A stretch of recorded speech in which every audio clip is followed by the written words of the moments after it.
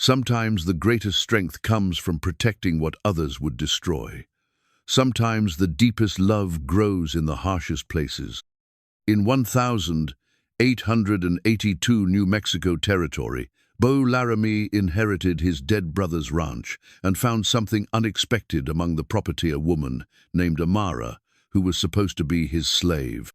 The town expected him to use her like every other man had. Instead, he gave her freedom, her own room, and gentle hands that carried her each night. But when word spread that the feared giant Cowboy had gone soft, dangerous men came calling. They wanted to take back what they believed belonged to them. They didn't know that some men will burn the whole world down before they let anyone harm the woman they love. What happens when a town built on cruelty faces a man willing to die for kindness? Before we jump back in, tell us where you're tuning in from. And if this story touches you, make sure you're subscribed, because tomorrow I've saved something extra special for you. The dust devil that swept across the Esperanza Valley that August morning carried with it the scent of sage and the promise of another scorching day. Beau Laramie stood 6 feet 8 inches in his worn leather boots, a giant among men, even in a territory where size often meant survival. His hands, scarred from years of ranch work and bar fights, held the crumpled inheritance letter that had arrived 3 days after they buried his brother Caleb in the rocky ground behind the old church. The letter was simple enough legal words that transferred ownership of 2,000 acres, 40 head of cattle, a ramshackle ranch house, and what the lawyer delicately termed additional property. Beau had ridden hard from Denver, expecting debts and creditors. What he found instead was a woman sitting on the front porch of the ranch house, mending a torn shirt with steady, practiced hands. She looked up when his shadow fell across her work, and Beau felt something shift inside his chest, like tectonic plates finding new ground. Her eyes were the color of strong coffee, steady and unafraid, despite everything she must have endured. Her skin carried the golden warmth of Spanish heritage, mixed with something else, maybe Apache, maybe Puebloan. Her black hair was braided simply down her back.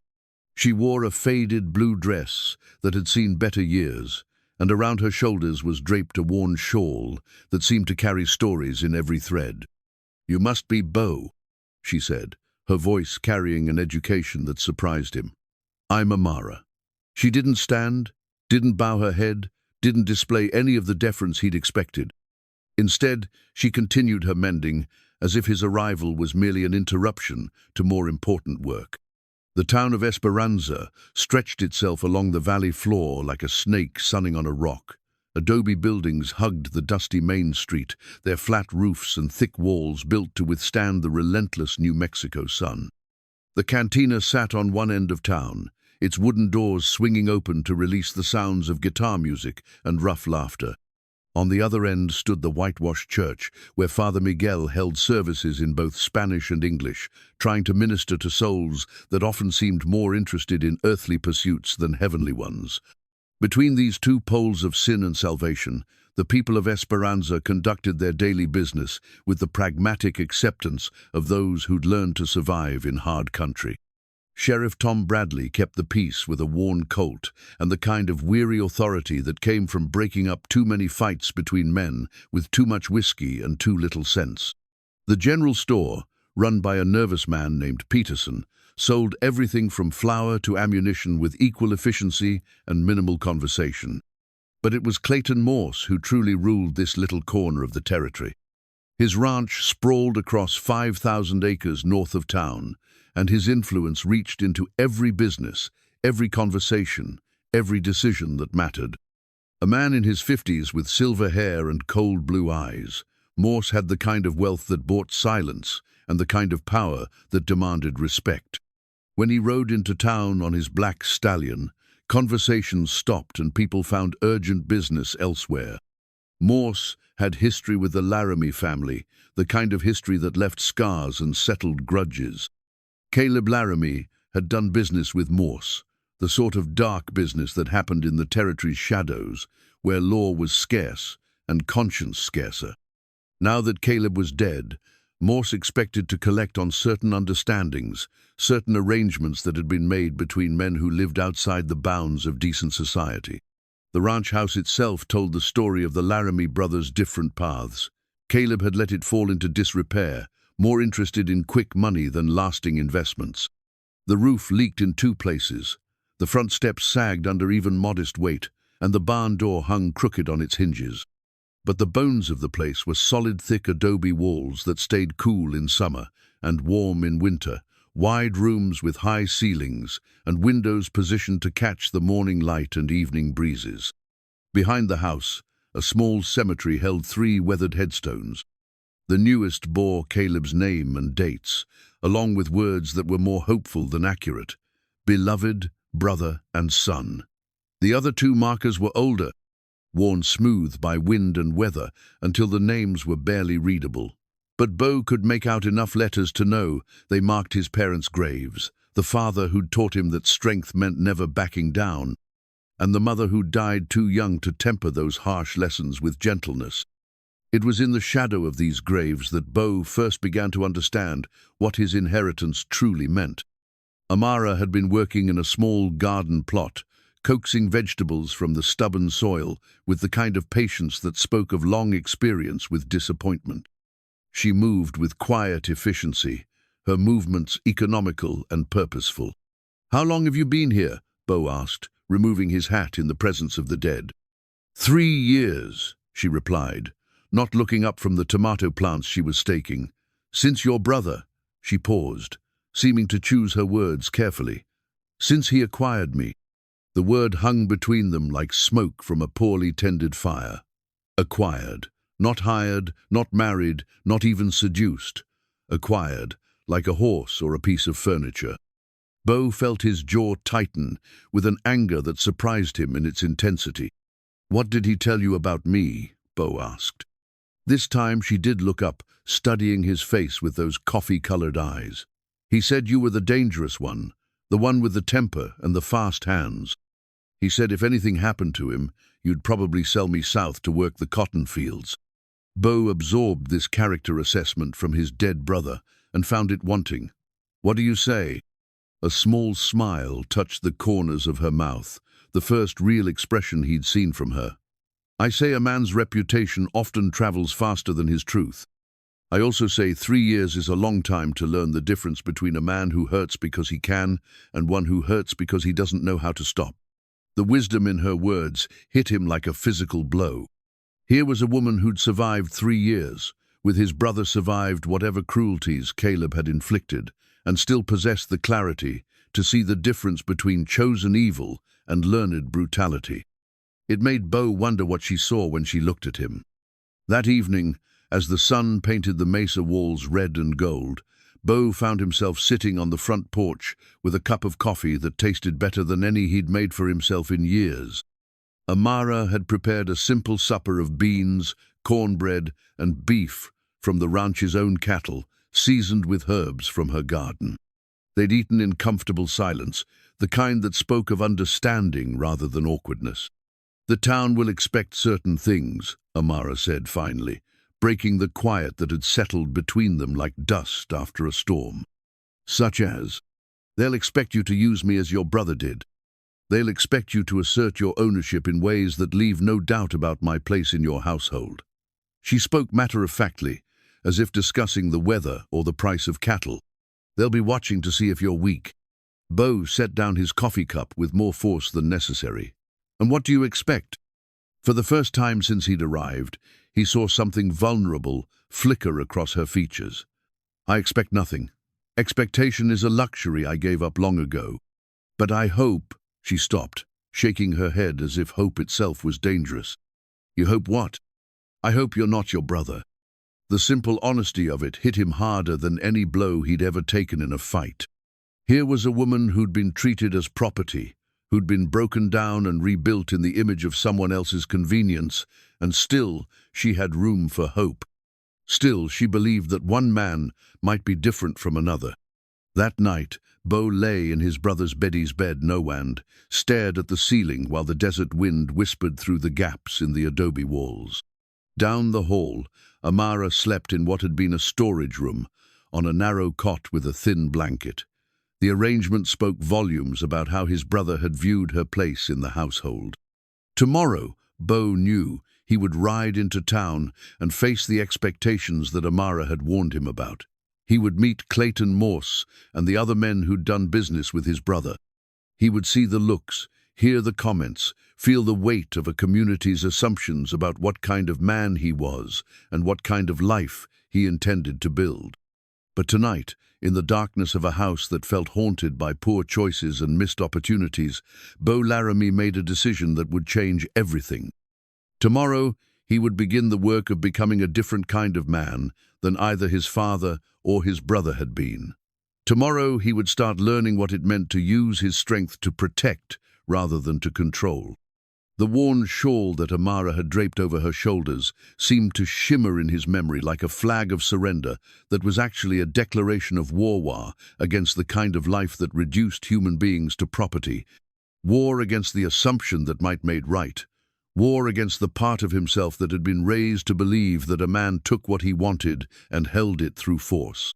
As sleep finally claimed him, Beau's last conscious thought was of coffee-colored eyes that held more strength than his giant's frame had ever possessed. The cellar door hadn't been opened in months, maybe years.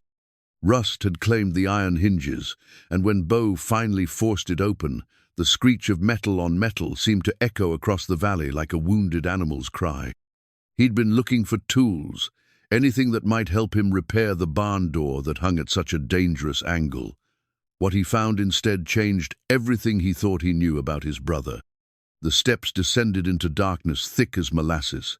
Beau struck a match and found an old oil lamp hanging from a nail driven into the adobe wall. The flame caught and threw dancing shadows across a room that told stories no decent man should know. Iron shackles hung from the walls, their metal worn smooth by use. A wooden table bore stains that could have been anything but probably weren't, and in the corner, coiled like a sleeping snake, lay a set of chains that had seen far too much service. Beau's hands shook as he lifted the shackles, feeling their weight and understanding their purpose. These weren't the restraints of justice or even the rough tools of cattle work. These were instruments of cruelty, designed to break spirits and bend wills. The iron was cold against his palms, but he felt heat rising in his chest, a furnace of anger that threatened to consume everything in its path. When he climbed back into the sunlight, Amara was hanging wash on the line behind the house. She took one look at his face and went very still, her hands frozen on a shirt that danced in the desert breeze. "You found his workshop," she said, not a question. Workshop. Beau spat the word like it tasted of poison. Is that what he called it? Amara's fingers resumed their work, but slower now, more careful. He called it many things. Workshop was the kindest. Did he? Beau couldn't finish the question. Didn't want to know the answer, but needed to all the same. Your brother was not a gentleman, Amara said, her voice steady as stone. But I survived him. That should tell you something about the strength we both possess. The rage that had been building in Beau's chest found its release in action. He stalked back to the cellar, gathered every piece of iron, every chain, every tool of torment he could find. The pile grew beside the house like an altar to cruelty. Then he stoked the forge that Caleb had used for shoeing horses and began feeding the flames. The iron glowed red, then white-hot. The chains writhed like living things as the fire consumed them. And with each piece that melted, Beau felt something inside himself, just anger burning away, but shame and complicity in a legacy he'd never chosen but had inherited all the same. Amara watched from the porch, her dark eyes reflecting the flames. When the last piece of metal had been reduced to slag, she walked to where he stood covered in soot and sweat. "Thank you," she said, and her voice carried the weight of 3 years' worth of gratitude. 2 days later, Beau rode into Esperanza, with Amara beside him on her own horsey, gentle mare he'd found in the back pasture, and spent a morning training to saddle. The town noticed immediately. Women who'd been chatting outside Peterson's general store fell silent. Men loitering near the cantina straightened and stared. Children playing in the dust stopped their games to watch the giant cowboy and the woman who rode beside him instead of behind him. At the general store, Beau held the door open for Amara, small gesture that sent ripples through the gathered crowd like a stone dropped in still water. Inside, Peterson nervously measured out flour and coffee while stealing glances at his unusual customers. Other patrons found sudden interest in goods they'd probably never buy, their ears straining to catch every word of conversation. "What can I do for you folks?" Peterson asked, his voice pitched higher than usual. "Need supplies for the ranch," Beau said. "Also, the lady needs fabric, something suitable for new dresses." The word lady hit the store like a physical blow. Peterson's face went pale, then red, then pale again. Behind them, someone whispered something sharp and ugly that made Beau's shoulders tense. It was then that Clayton Morse chose to make his entrance. The rancher filled the doorway like a storm cloud, his presence immediately changing the atmosphere in the store. He was dressed in his town clothes black suit, white shirt, silver watch chain butt. He wore them like armor, each piece carefully chosen to display his wealth and position. "Well, well," Morse said, his voice carrying the kind of smooth authority that brooked no argument. "If it isn't young Beau Laramie finally come to collect his inheritance." Beau turned slowly, his size making the movement seem deliberate and dangerous. "Mr. Morse, I was sorry to hear about Caleb," Morse continued, though his cold blue eyes suggested his sorrow was limited. "He was a practical man, understood how things work in this territory." "Did he?" "Oh yes, knew the importance of keeping certain arrangements, honoring certain agreements. I trust you'll be equally practical." The threat hung in the air between them like smoke from a badly banked fire. Around the store, conversations had stopped entirely. Even Peterson had ceased his measuring and weighing, frozen behind his counter like a man watching a lightning storm approach. Morse's gaze shifted to Amara, and Beau felt something dark and territorial stir in his chest. The rancher looked at her the way a man might appraise livestock, calculating value, considering uses, measuring possibilities. "I see you've brought Caleb's woman to town," Morse said. "Interesting choice. Most men would have settled such matters privately." "Her name is Amara," Beau said, his voice carrying a warning that even Morse couldn't miss. "Is it?" Morse smiled, the expression cold as winter wind. "How fascinating. Caleb never mentioned she had a name." The insult hit its mark perfectly. Amara's face remained composed, but Beau saw her hands clench slightly at her sides. In that moment, he understood that this was more than just a casual encounter. This was a test, carefully orchestrated and precisely timed. "Well," Morse continued, "I suppose we all have different ways of managing our property. Some men prefer a firmer hand than others." The word property was the spark that lit the fuse. Beau moved forward 2 steps, his size making the small store feel suddenly cramped. "She's not property." "No?" Morse raised an eyebrow. "Then what is she?" It was a simple question with no simple answer. What was Amara? Not his wife, not his employee, not his guest. The law said she belonged to him, but every instinct Beau possessed rejected that notion. The silence stretched between them while the entire store held its breath. "She's under my protection," Beau said finally. Morse la fida sound like breaking glass. Protection. How noble, how utterly impractical. He stepped closer, lowering his voice so only Beau could hear. "Your brother understood the realities of this territory. I hope you'll prove equally educable." With that, Morse touched the brim of his hat and walked out, leaving behind the kind of silence that follows thunder. The other customers began to disperse, suddenly remembering urgent business elsewhere. Peterson resumed his measuring with nervous efficiency, eager to complete the transaction and restore some normalcy to his store. Outside, as they loaded their supplies into the wagon, Amara spoke quietly. "That was dangerous." "Which part?" "All of it. Bringing me to town, calling me a lady, standing up to Morse. She secured a bag of flour with practiced efficiency. He's not a man who accepts defiance gracefully." "Then he'll have to learn." Amara stopped her work and looked at him with those coffee-colored eyes that seemed to see straight through to his soul. "You don't understand what you're fighting. Morse doesn't just own land. He owns people, owns debts, owns secrets.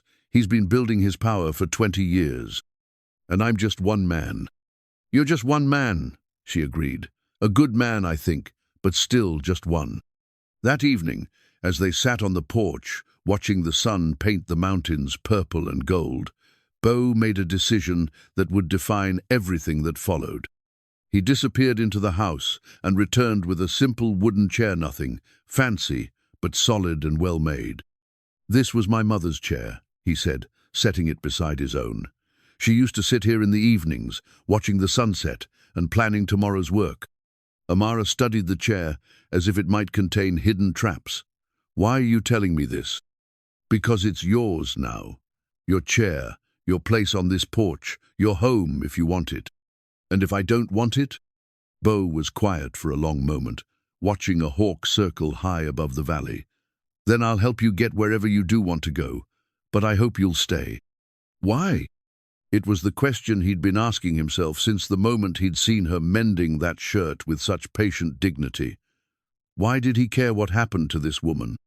Why had her simple hope that he wasn't his brother hit him harder than any fist ever had? "Because this place needs someone who knows how to make things grow in hard ground," he said finally. "Because I need to learn how to be better than the man who raised me. And because every time you look at me like I might actually be decent, I want to prove you right." Amara was quiet for so long that Beau began to think he'd said too much, revealed too much of the loneliness that had driven him from town to town, job to job, never quite finding a place where he fit. Then she reached out and touched the arm of her mother's chair with fingers that trembled just slightly. "All right," she said. "I'll stay." That night, Beau lay in bed, listening to the sounds of the desert coyotes calling across the valley, wind whispering through the sage, the distant lowing of cattle settling for the night. But underneath these familiar sounds was something new, the soft rhythm of another person's breathing, the sense of a presence in the house that brought comfort instead of threat. For the first time since arriving at the ranch, Beau fell asleep without thinking about the past or worrying about the future. Instead, he dreamed of coffee-colored eyes and patient hands that could coax life from stubborn ground, and woke with the strange conviction that he was exactly where he was meant to be. The morning after Amara accepted her place on the porch, Beau woke to the smell of coffee and cornbread drifting through the house like a promise of better days. He found her in the kitchen, moving with the efficient grace of someone who'd learned to make do with whatever was available. The fire in the stove burned steady and clean, and the table was set for not master and servant, but two people sharing a meal. "Sleep well?" she asked, not looking up from the cast-iron pan where eggs sizzled in bacon grease. "Better than I have in years," Beau admitted, settling into one of the wooden chairs that had belonged to his parents. "You?" "The same." She slid eggs onto a plate beside the cornbread and set it in front of him. I'd forgotten what it felt like to sleep without listening for footsteps in the hall. The casual reference to her life under Caleb's rule hit Beau like a physical blow. He watched her pour coffee from the pot, noting the small scar on her wrist that disappeared beneath her sleeve, wondering what other marks his brother had left on her body and spirit. "Amara," he said carefully, "I need to ask you something, and I want you to tell me the truth, even if you think it might anger me." She set down the coffee pot and met his eyes directly. "Ask.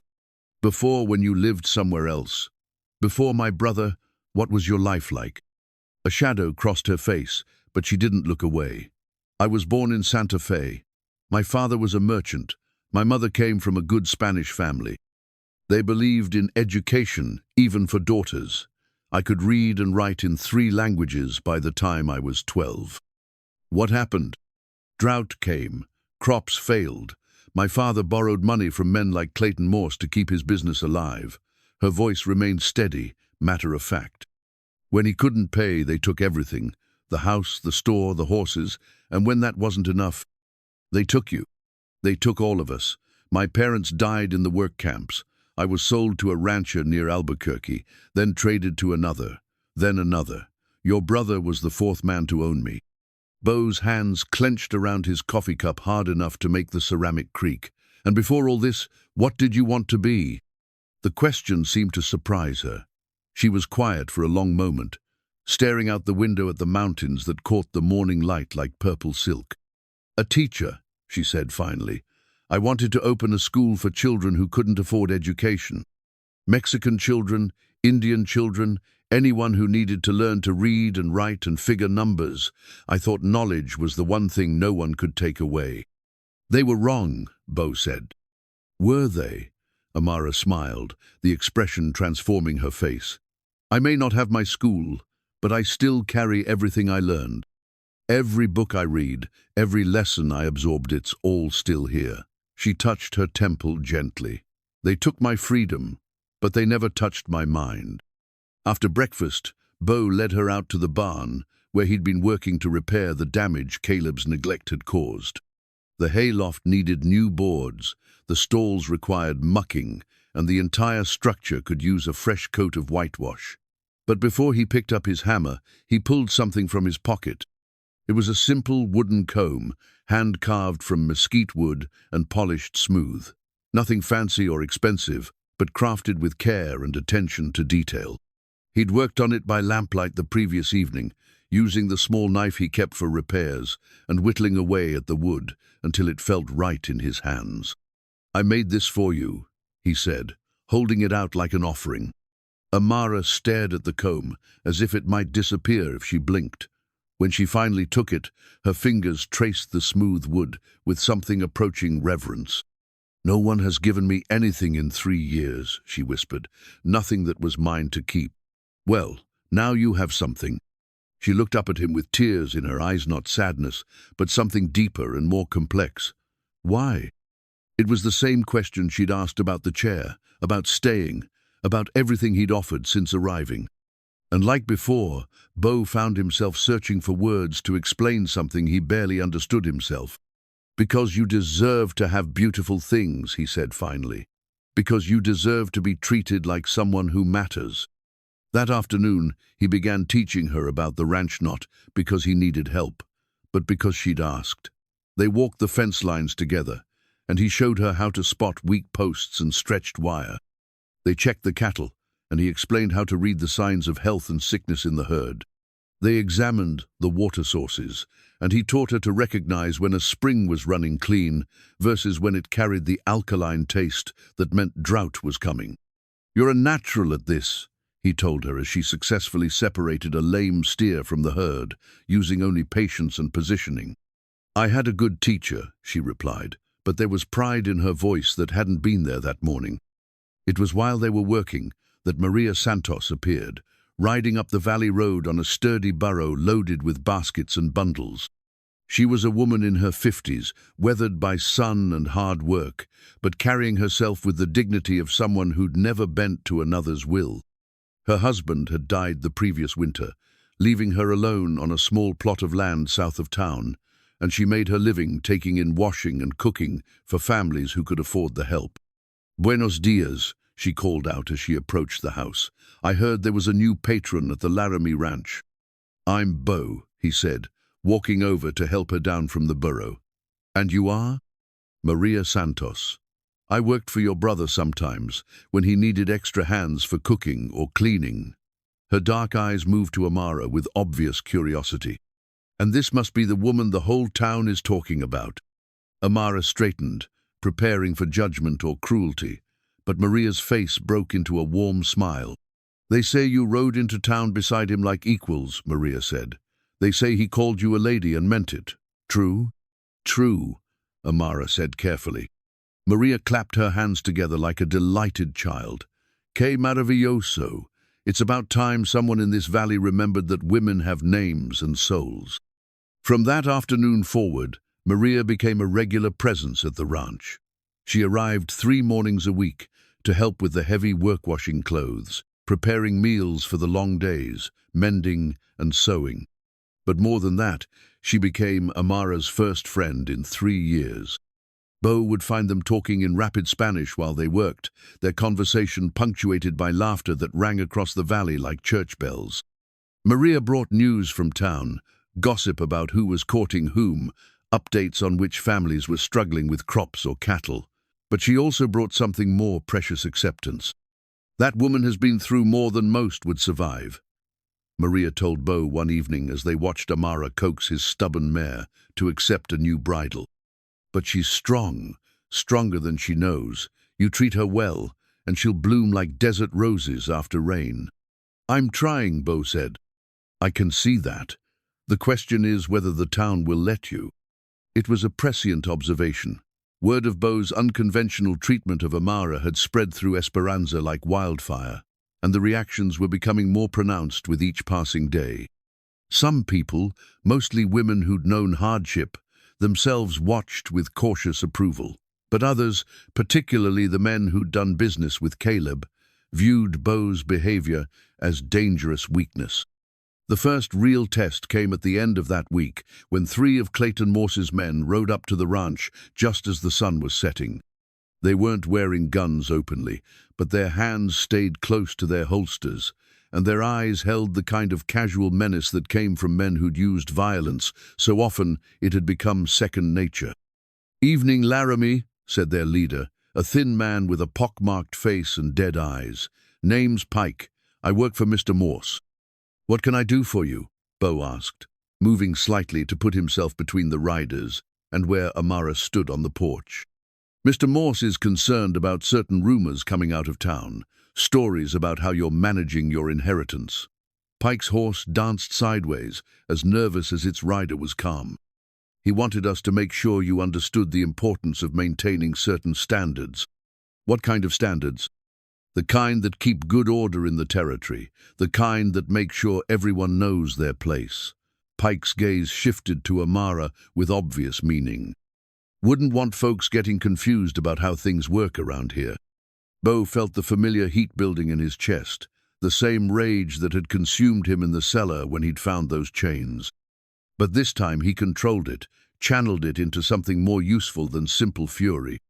"I appreciate Mr. Morse's concern," he said, his voice deceptively mild, "but I think I can manage my own affairs."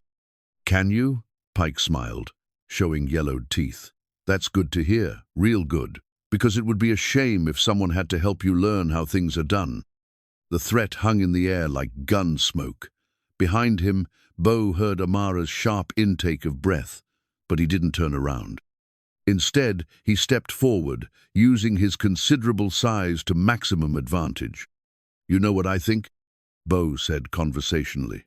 "I think if Mr. Morse has something to say to me, he can ride out here himself and say it. I think sending boys to deliver messages makes him look weak." Pike's face flushed red, but he was smart enough or experienced enough to recognize a losing proposition when he saw one.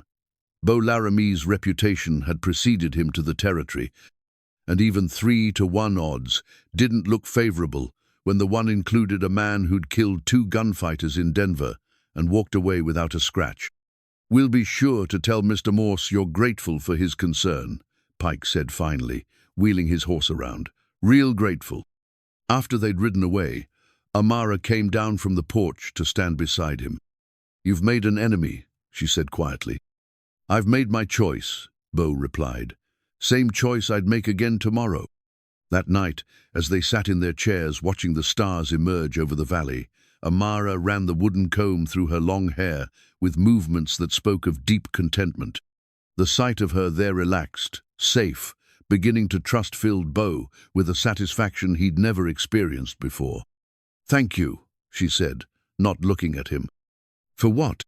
"For giving me back pieces of myself I thought were lost forever." 3 weeks after Pike's visit, Beau found Amara sitting at the kitchen table with something he hadn't seen in years: a book. Not just any book, but a leather-bound journal with blank pages, its cover worn smooth by handling. She held a pencil with the reverent care of someone handling a sacred object. "Where did you get that?" he asked, settling into the chair across from her. "Maria brought it from town, said she found it in Peterson's store and thought I might like it." Amara's fingers traced the journal's spine.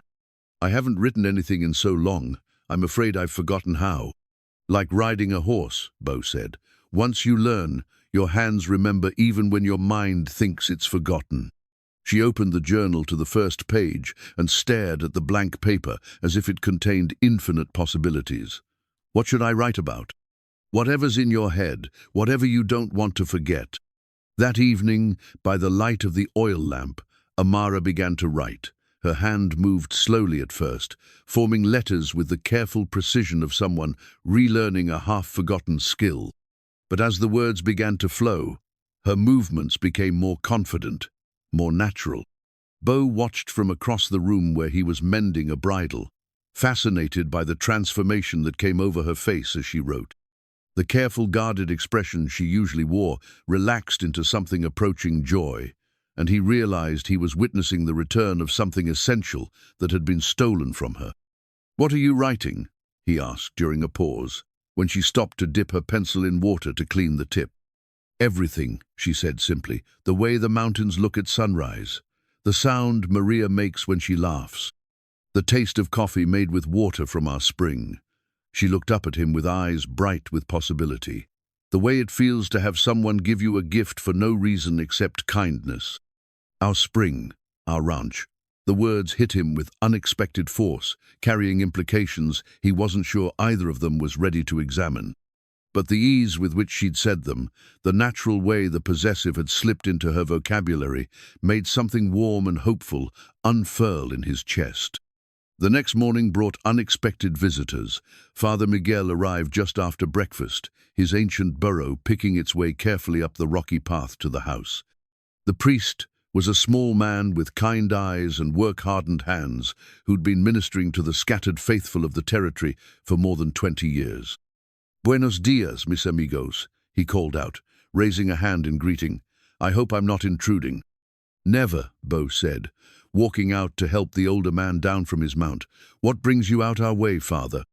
"Curiosity, I'm afraid, and perhaps a touch of concern." Father Miguel accepted Beau's assistance with grateful dignity. "The talk in town has been most interesting lately." Amara appeared in the doorway, wiping her hands on a dish towel. When she saw the priest, something flickered across her face, not fear exactly, but wariness born of long experience with men who claimed to speak for God. "Señorita," Father Miguel said, removing his hat and offering a slight bow. "I am Father Miguel. I was hoping we might have a chance to speak." "About what?" "About many things. Your welfare, your soul, your place in this community." His voice carried genuine warmth. "But mostly about how we might help you feel welcome in God's house." Over coffee and Maria's excellent sweet bread, Father Miguel proved himself to be unlike any religious authority Amara had encountered. He spoke to her directly, looking her in the eyes, asking her opinions about scripture and philosophy. When she mentioned her education, he brightened like a man discovering unexpected treasure. "Latin?" he asked when she mentioned her languages. "You read Latin?" "Some. My tutor believed it was essential for understanding the roots of knowledge." "Magnifico. I have been hoping for years to find someone who could help me with some difficult passages in the ancient texts. My Latin is adequate for services, but for true scholarship." He spread his hands helplessly. Within an hour, they were deep in discussion about a particularly thorny theological question that had been troubling Father Miguel for months. Amara's eyes came alive in a way Beau had never seen before, her intelligence finally finding an outlet worthy of its scope. "You must come to town," Father Miguel said as he prepared to leave. "Not just for services, though you are always welcome. But I have books, Latin texts, Spanish poetry, even some works in French. I suspect you are a woman who hungers for knowledge the way others hunger for bread." After the priest departed, Amara stood in the doorway watching his burro disappear down the valley road. There was something different about her posture, something straighter and more confident. "He's not what I expected," she said. "What did you expect?" "Judgment, condemnation, sermons about knowing my place and accepting my lot." She turned to him with a small smile. "Instead, he treated me like a scholar." "Because you are one." That afternoon, as they worked together repairing fence line damaged by a recent storm, Amara began to talk about her dreams, not just her old dream of teaching, but new possibilities she was beginning to imagine. "Father Miguel's books," she said, straightening a fence post while Beau hammered it secure. "He said some are in languages I've never studied. Italian, maybe some German. I could learn them. You could do anything you set your mind to." "Could I?" She paused in her work, a faraway look in her eyes. "Sometimes I wonder what I might have become if—" She stopped, shaking her head. "If what?" "If the world had been different. If my parents hadn't lost everything. If I'd been born a man, or rich, or in a place where women could own property and businesses." She resumed working, but with more force than necessary. Foolish thoughts. Not foolish, just delayed. That evening, as had become their custom, they sat on the porch as the sun painted the sky in shades of gold and crimson. Amara had brought her journal and was writing by the fading light, occasionally pausing to ask Beau about spelling or to test a phrase aloud. It was then that Clayton Morse himself finally made his appearance.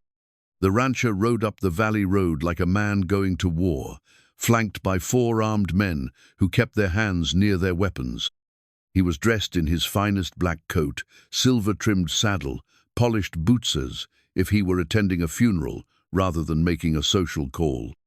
"Laramie," he called out when he was still 20 yards from the house. "I think it's time you and I had a proper conversation." Beau rose slowly from his chair, his size making the movement seem deliberate and dangerous. "Mr. Morse, what can I do for you?" "You can start by showing proper respect for your betters," Morse said, dismounting with practiced grace. "And you can stop this embarrassing display that's making the whole territory look weak." "What display is that?" Morse gestured toward Amara with obvious contempt. "This charade of treating property like people, this dangerous precedent you're setting with your bleeding heart nonsense." Beau felt the familiar heat building in his chest, but beside him, Amara's quiet presence served as an anchor. He could feel her watching, waiting to see what kind of man he really was when the pressure mounted. "She has a name," Beau said quietly. "I don't give a damn what you call it," Morse snapped. "What I care about is the example you're setting. Do you have any idea how many ranchers in this territory depend on bonded labor? How many arrangements you're threatening with your foolish sentimentality? Arrangements like the ones you had with my brother." Morse's eyes narrowed. "Your brother understood reality, understood that some people are born to serve and others to command. He knew his place in the natural order." "The natural order." Beau stepped down from the porch, his boots making solid sounds on the wooden steps. "And where exactly do you fit in this natural order?" "At the top, boy, where my money and influence have put me." Morse's hand drifted toward his gun, a gesture his men immediately mirrored. "The question is where you fit. With the civilized men who understand how the world works, or with the bleeding hearts who get people killed with their idealism." The threat was clear, but Beau had faced down dangerous men before. What surprised him was Amara's voice, calm and clear in the tense silence. "Mr. Morse," she said, rising from her chair with liquid grace, "you speak of natural order, but I wonder if you've considered that perhaps the truly natural order is one where people are judged by their character rather than their circumstances." Morse spun toward her, his face flushing red with outrage. "How dare you speak to me, you—" "Careful," Beau interrupted, his voice carrying a warning that even Morse couldn't ignore. "Think very carefully about your next words." For a moment, violence hung in the air like smoke from a grass fire. Then Morse seemed to remember where he was and who he was facing. Beau Laramie might be idealistic, but he was also 6.5 feet of muscle and bone, with a reputation for settling disputes permanently. "This isn't over," Morse said finally, mounting his horse with sharp, angry movements. "This territory has ways of dealing with people who threaten the established order, ways that don't require direct confrontation." After they'd ridden away, Beau and Amara stood in the gathering dusk, listening to the sound of hoofbeats fading into the distance. "That was brave," Beau said, "speaking up like that. Was it brave, or just foolish?" Amara sank back into her chair, and for the first time since he'd known her, she looked truly frightened. "He's going to make us pay for that humiliation." "Let him try." You don't understand. Men like Morse don't fight fair. They don't come at you straight on where you can see them coming. She clutched her journal against her chest like a shield. They attack the things you love, the people you care about. They find ways to hurt you that don't leave marks their enemies can see. That night, Beau found sleep elusive. He lay in bed listening to the desert sounds wind through sage, distant coyote calls, the soft lowing of cattle, but underneath the familiar symphony was something new. The sound of Amara moving restlessly in her room down the hall. Near midnight, he heard her get up and move through the house. When he looked out his window, he could see her sitting on the porch in her nightgown and robe, writing in her journal by moonlight.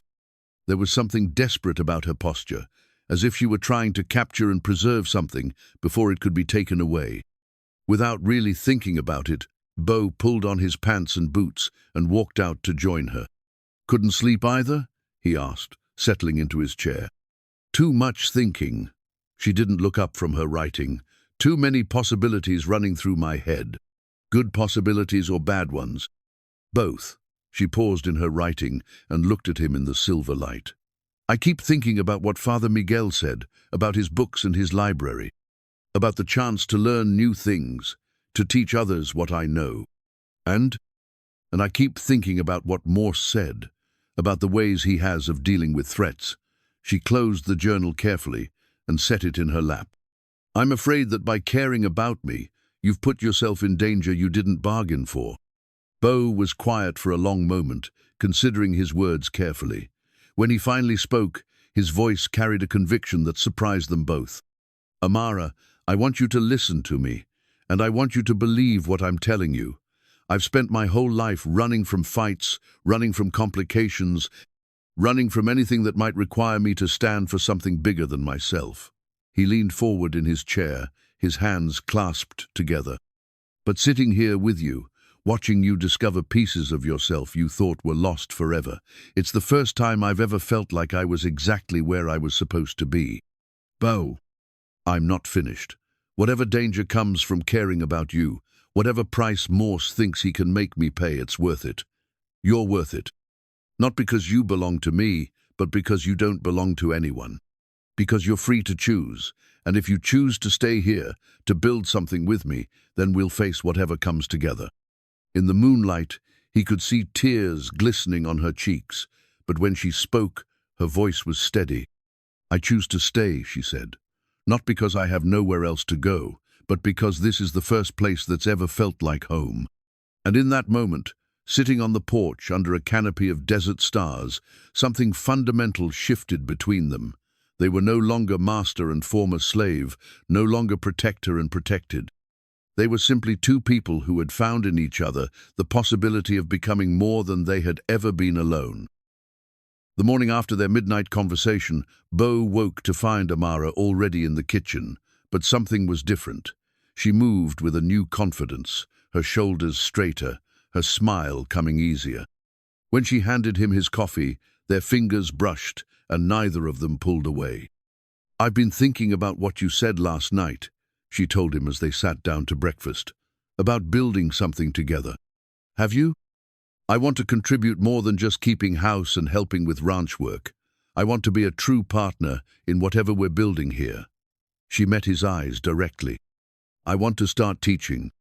The idea hit Beau like a physical blow, not because it was unwelcome, but because it was so perfectly right that he wondered why he hadn't thought of it himself. Teaching who? Anyone who needs to learn. The Mexican children from the farms south of here, the Apache children from the reservation, the white children whose families can't afford to send them away to school. Her voice gained strength as she spoke. "There are dozens of children in this valley who will grow up unable to read or write unless someone helps them. And you want to be that someone. I want to try." That afternoon, Beau rode into town alone, leaving Amara at the ranch with strict instructions to stay armed and alert. His destination was Father Miguel's modest church, where he hoped to find answers to questions he'd been avoiding since arriving in the territory. The priest was in the small cemetery behind the church, tending to the graves with the patient care of a man who understood that memory required maintenance. He looked up as Beau approached, his weathered face creasing into a warm smile. "Beau, my son, what brings you to town without your beautiful companion?" "I need to ask you about my family, father. About things my brother might have done, agreements he might have made." Beau removed his hat, turning it in his hands. "Things I need to understand if I'm going to protect what matters to me." Father Miguel set down his tools and gestured toward a simple wooden bench beneath an ancient cottonwood. "Sit. Tell me what troubles you." For the next hour, Beau found himself telling the priest everything about finding the chains in the cellar, about Morse's threats, about his growing feelings for Amara, and his fear that his ignorance of his brother's business might put her in danger. "Your brother was not an evil man," Father Miguel said finally, "but he was a weak one. Weak men often do evil things because they lack the strength to resist evil influences." "What kind of influences?" The priest was quiet for a long moment, staring at the mountains that rose like cathedral spires beyond the valley. "There are things in this territory that good men pretend not to see. The buying and selling of human souls, the theft of land from families too poor to fight back, the silencing of voices that speak against injustice. And Caleb was part of it? Your brother was a tool, nothing more. Clayton Morse and men like him needed someone to do the work their reputations couldn't afford to be associated with." Father Miguel's voice carried a sadness that spoke of confession booth secrets. "Caleb took land from families who defaulted on loans. He delivered people to those who bought them. He collected debts in ways that left no legal evidence." Beau felt sick. How many people did he hurt? "Too many. But his sins are not your sins, my son. You have the chance to build something different, something that honors God rather than serving mammon. Amara wants to start a school. Que maravilloso. This valley has needed a teacher for years." Father Miguel's face brightened. "I could help, you know. I have books, supplies, space in the church for classes during the week." "You do that?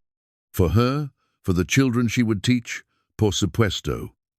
The priest stood and clasped Beau's shoulder. "But you must understand, this will make Morse even angrier. Educated people are harder to control, harder to cheat, harder to frighten into submission." That evening, Beau returned to the ranch with more than just information.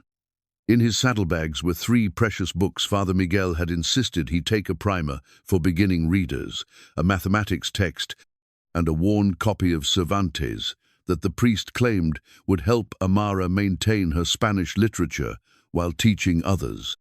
He found her in the garden, harvesting vegetables for dinner, her journal open on a nearby stump where she'd been writing between tasks. The sight of her there, productive, peaceful, utterly belonging to the place, made his chest tight with emotions he was still learning to name. "I have something for you," he said, dismounting and retrieving the books from his saddlebags. Amara's face transformed when she saw them. She set down her basket and approached the books as if they were made of spun gold, her fingers hovering over the leather covers before finally touching them with reverent care. Where did you?" "Father Miguel. He wants to help with the school, says you can use the church for classes, and he has more books where these came from." She opened the Cervantes and read a few lines in Spanish, her voice soft and musical. When she looked up, her eyes were bright with unshed tears. "Thank you," she whispered, "for understanding what this means to me. Thank you for trusting me with your dreams." That night, they sat on the porch reading by lamplight, Amara absorbed in Cervantes, Beau working his way through a book on cattle breeding he'd bought in town. It was a picture of domestic contentment that would have seemed impossible just weeks before. But their peace was shattered by the sound of approaching hoofbeats. A lone rider emerged from the darkness, and Beau's hand moved instinctively to the rifle propped against his chair. Then the rider called out, and he recognized Maria Santos's voice. "Beau, Amara, vengan rápido." She rode up to the house at a pace that spoke of urgent news, her usually immaculate appearance disheveled by hard riding. "What's wrong?" Beau asked, helping her down from her horse. "Trouble in town. Bad trouble." Maria's breathing was labored from exertion. "Morse has been meeting with other ranchers, talking about the example you're setting." They say you're encouraging dangerous ideas among the workers. What kind of dangerous ideas? That bonded people have rights, that contracts can be broken, that women can own property and businesses. Maria's dark eyes moved to Amara with obvious concern. They're planning something, I don't know what. But Ramon, who works at the cantina, heard them talking about making examples, about showing the territory what happens to people who upset the natural order. Amara closed her book carefully, her face pale in the lamplight. How long do we have? I don't know. Maybe days, maybe weeks. But you need to be careful, both of you. After Maria left, promising to keep her ears open for more information, Beau and Amara sat in silence on the porch. The books that had seemed like such treasures an hour before now felt like evidence of their dangerous presumption. Are you having second thoughts? Beau asked finally. About the school? About staying here? About us? Amara shook her head. No, but I am thinking about what Father Miguel said, about weak men doing evil things because they can't resist evil influences. What about it?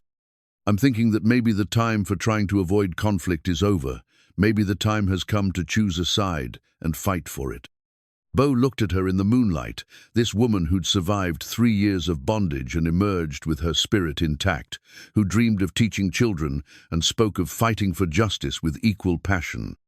In that moment, he realized that somewhere along the way, without quite meaning to, he'd fallen completely and irrevocably in love with her.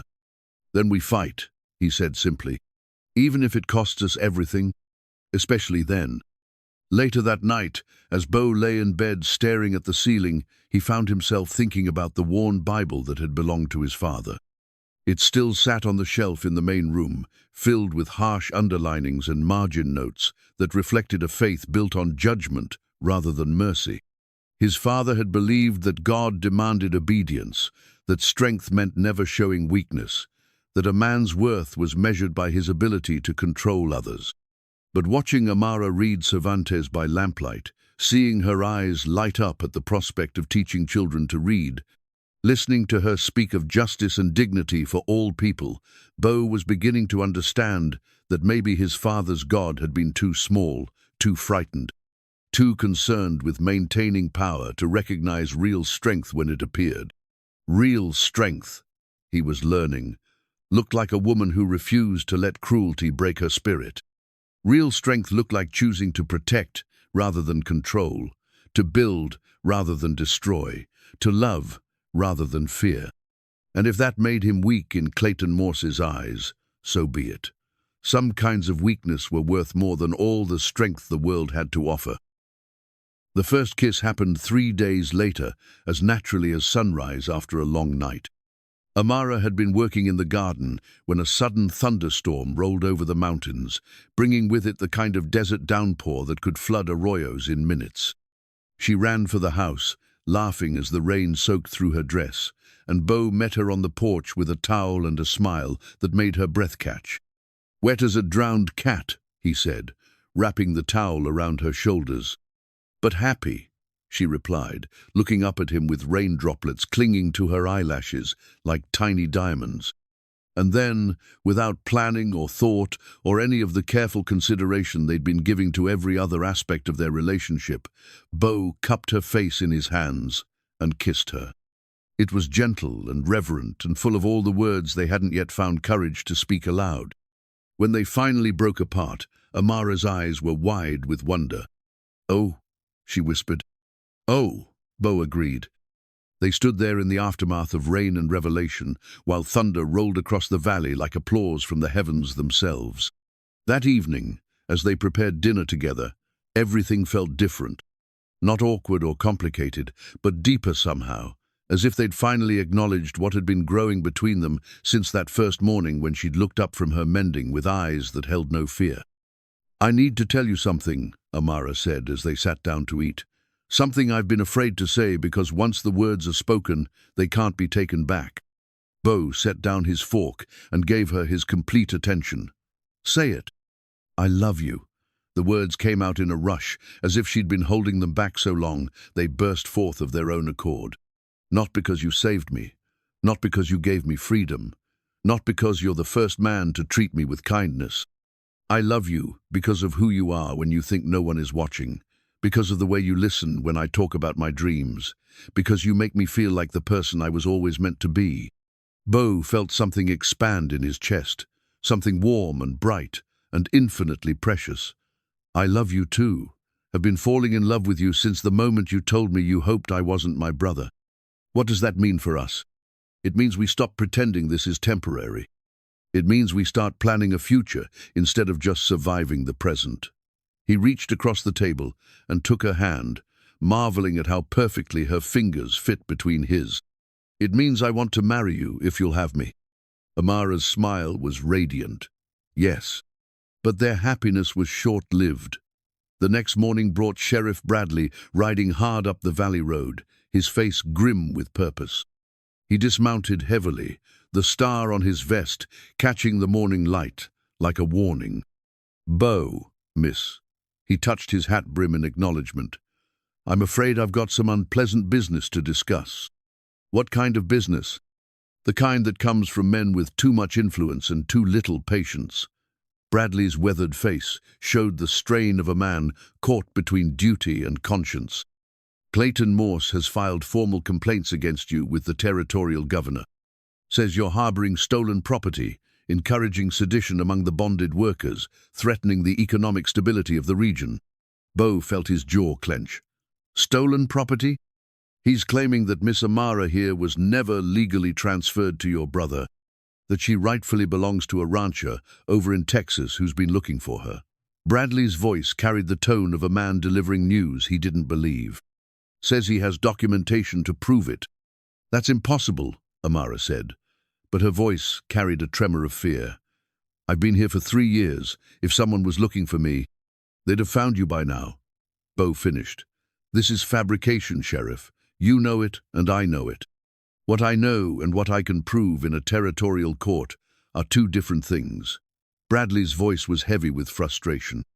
"Morse is also claiming that you've been encouraging other ranchers' workers to break their contracts, that you're planning to set up some kind of school that would teach dangerous ideas about equality and property rights. Dangerous ideas like reading and arithmetic. Ideas like thinking they deserve better than they got," Bradley said quietly. "Look, Beau, I don't like this any more than you do. But Morse has friends in Santa Fe, friends with real power. If this goes to territorial court, it won't matter what's right or wrong. It'll matter who has the most influence." After the sheriff left, Beau and Amara sat on the porch in stunned silence. The future they'd been planning that morning, marriage, children, a school for valley children, suddenly seemed as fragile as morning dew. "He's going to take me away," Amara said finally, her voice barely above a whisper. "Like hell he is. You don't understand. I've seen this before, this kind of legal maneuvering. Rich men don't fight fair, and they don't fight alone. They have lawyers and judges and politicians who owe them favors." She clutched the silver locket at her throat, the only thing she'd brought with her when she came to the ranch. "They can make papers say anything they want. Then we don't fight in their courts." "What do you mean?" Beau stood and began pacing the length of the porch, his mind working through possibilities and consequences. "I mean, we make it impossible for them to take you anywhere. I mean, we get married today, right now, before they can serve any papers or drag you away to face trumped-up charges. Beau, think about it. If you're my wife, legally married under territorial law, it becomes much harder for them to claim you belong to someone else. A married woman has some legal protections, even here." Amara was quiet for a long moment, staring out at the mountains where clouds were building for another afternoon storm. "And if it doesn't work, if they decide that the law doesn't apply to people like me, then at least we'll have had the chance to be husband and wife, even if it's only for a short time. That's not much of a future to offer someone. It's the only future I want." 2 hours later, they stood in Father Miguel's small church, speaking vows that carried the weight of defiance as much as devotion.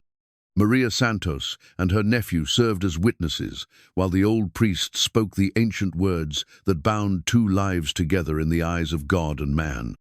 "Do you, Beau Laramie, take this woman to be your lawfully wedded wife, to have and to hold in sickness and in health, for richer or poorer, until death do you part. I do. Do you, Amara Santos? Amara Delgado, she corrected gently. My real name is Amara Delgado. Father Miguel smiled and began again.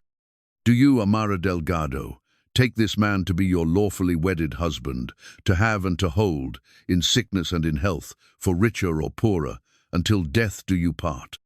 I do. Then, by the power vested in me by the territory of New Mexico and Almighty God, I pronounce you husband and wife. What God has joined together, let no man put asunder. The kiss that sealed their marriage was different from their first, deeper, more certain, flavored with the knowledge that they'd chosen each other completely and irrevocably. When they broke apart, both were crying. Are you ready for whatever comes next? Beau asked, holding her hands in his. With you, I'm ready for anything. But as they rode back to the ranch in the gathering dusk, both newlywed and newly frightened, neither could shake the feeling that their troubles were just beginning. In the distance, dark clouds massed over the valley like an army preparing for war. That night, they lay together as husband and wife for the first time, holding each other with the desperate tenderness of people who understood that happiness was a fragile thing in a world that often rewarded cruelty over kindness. Amara's head rested on Beau's chest, her fingers tracing lazy patterns on his skin while he stroked her long hair. Tell me about your family, he said quietly. Your real family, before everything changed. Amara was quiet for so long he thought she'd fallen asleep. Then she began to speak, her voice soft in the darkness. My father was the kindest man I ever knew. He used to say that a person's worth wasn't measured by their wealth or their bloodline, but by how they treated those who had less than they did. She shifted slightly, pressing closer to Beau's warmth. My mother taught me that education was the one gift no one could steal from you, no matter how poor you became or how far you fell. They sound like good people. They were. They would have liked you, I think, would have appreciated the way you've chosen to use your strength. She lifted her head to look at him in the moonlight, streaming through the window. They would have been proud to call you son, and they would have been amazed by the woman their daughter became. Would they? There was uncertainty in her voice, the echo of 3 years' worth of doubt and diminishment. Sometimes I wonder if they would recognize me now, if I'm still the person they raised, or if I've become something else entirely. You're exactly who they raised you to be, Beau said with conviction. You survived what would have broken most people, and you came through it with your heart intact. You still dream of teaching children, still believe in justice, still have room in your life for love. If that's not who your parents raised, then I don't know what is. Outside, the wind picked up, rattling the windows and sending tumbleweeds skittering across the valley floor. But inside their small bedroom, wrapped in each other's arms, Beau and Amara felt safe and complete in a way that neither had ever experienced before. Tomorrow would bring new challenges, new threats, new tests of their commitment to each other and to the life they were trying to build. But tonight, they were simply husband and wife, two people who had found in each other the courage to hope for something better than the world had offered them so far. Whatever happens, Amara whispered as sleep began to claim them both, I want you to know that these have been the happiest months of my life. Mine too, Beau replied, pulling her closer, and we're just getting started. The discovery came by accident, as the most important discoveries often do. Beau had been in the cellar again, this time searching for mason jars that Amara needed for preserving the vegetables from her garden. He'd already torn down the instruments of torture his brother had kept there, but the space still felt tainted, heavy with the weight of cruelties committed in darkness. It was while moving an old wooden crate that he felt it give way beneath his hands. The bottom board was loose, warped by years of desert humidity, and when it shifted, papers scattered across the earthen floor like autumn leaves. At first glance, they appeared to be the usual detritus of his brother's business receipts, bills of sale, correspondence with other ranchers. But as Beau gathered them up, one document caught his attention. The paper was older than the others, yellowed with age, and the handwriting was different, more educated, more careful. It was a deed, a legal document transferring ownership of 800 acres in the Esperanza Valley from Eduardo Delgado to Clayton Morse, dated 7 years earlier. The land, described in careful legal language, encompassed the southern portion of what was now Morse's ranch, the richest grazing land in the territory. But it was the signature at the bottom that made Beau's blood run cold. Eduardo Delgado had signed with a shaking hand, and beside his name in different ink, someone had added a note. Under duress, family held as surety. Beau's hands trembled as he examined the other papers scattered around the broken crate. More deeds, more transfers, more signatures, accompanied by threats thinly veiled as legal language. And in the middle of it all, a letter in his brother Caleb's unmistakable scrawl. Morse, the Delgado family has been dealt with as requested. The father died resisting arrest. The mother succumbed to fever in the work camp. The daughter is healthy and has been transferred to your associate in Albuquerque for eventual placement. As agreed, this concludes our business regarding the Delgado holdings. C. Laramie. The world seemed to tilt beneath Beau's feet. He sank to his knees in the dirt, the papers scattered around him like evidence of sins that could never be forgiven. Amara Delgado. Not Santos, not some unknown surname she'd invented for protection, but Delgado. The daughter of Eduardo Delgado, whose land now formed the heart of Clayton Morse's empire. She wasn't just a victim of the territory's brutal labor system. She was the rightful heir to some of the richest land in the valley, stolen through fraud and murder, and covered up through a conspiracy that reached from Santa Fe to the remotest ranch in the territory. Beau. Amara's voice came from above, floating down through the cellar, opening like a lifeline. "Are you all right down there?" "Fine," he called back, though his voice sounded strange even to his own ears. Just looking for those jars." But he wasn't fine. His hands shook as he gathered the papers, his mind reeling with the implications of what he'd discovered. His brother hadn't just been Clayton Morse's enforcer, he'd been his partner in theft and murder. And the woman Beau had fallen in love with, the woman he'd married just days before, was the living proof of crimes that could bring down the most powerful man in the territory. When he finally climbed out of the cellar, Amara took one look at his face and set down the dish she'd been washing. "What's wrong?" she asked, her coffee-colored eyes immediately alert to danger. "We need to talk." They sat at the kitchen table where they'd shared so many meals, so many conversations, so many moments of growing intimacy. But now, the familiar space felt charged with electricity, as if the very air between them carried the weight of revelation. "I found something in the cellar," Beau said, setting the papers on the table between them. "Something about your family." Amara's face went very still. "What kind of something?" "Legal documents, deeds transferring land from Eduardo Delgado to Clayton Morse." He watched her face carefully. "Amara, was Eduardo Delgado your father?" The silence stretched between them like a chasm. When Amara finally spoke, her voice was barely above a whisper. "How did you know?" "These papers, they tell the whole story, how Morse cheated your family out of their land, how my brother helped him do it, how they—" He couldn't finish the sentence. Couldn't bring himself to say the words that would make it real. "How they killed my parents." Amara's voice was steady, but tears ran down her cheeks like silver rivers. "Yes, I know. I've always known." "You knew? All this time, you knew that Morse was responsible for your family's death, and you never said anything?" "What was I supposed to say?" The words came out sharp, edged with 3 years' worth of suppressed rage. "Who was I supposed to tell? The sheriff who takes Morse's money? The judge who owes him favors? The territorial governor who counts him as a friend?"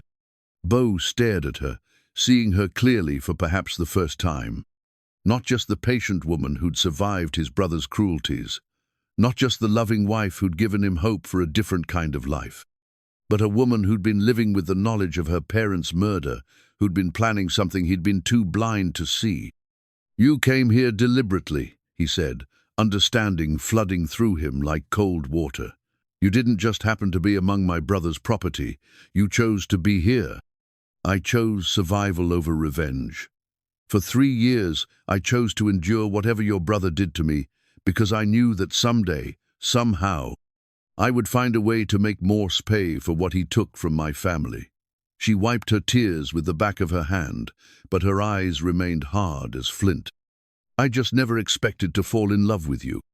And now I have a choice to make. Continue hiding, continue pretending to be just another piece of human property, or claim what's rightfully mine and fight for justice.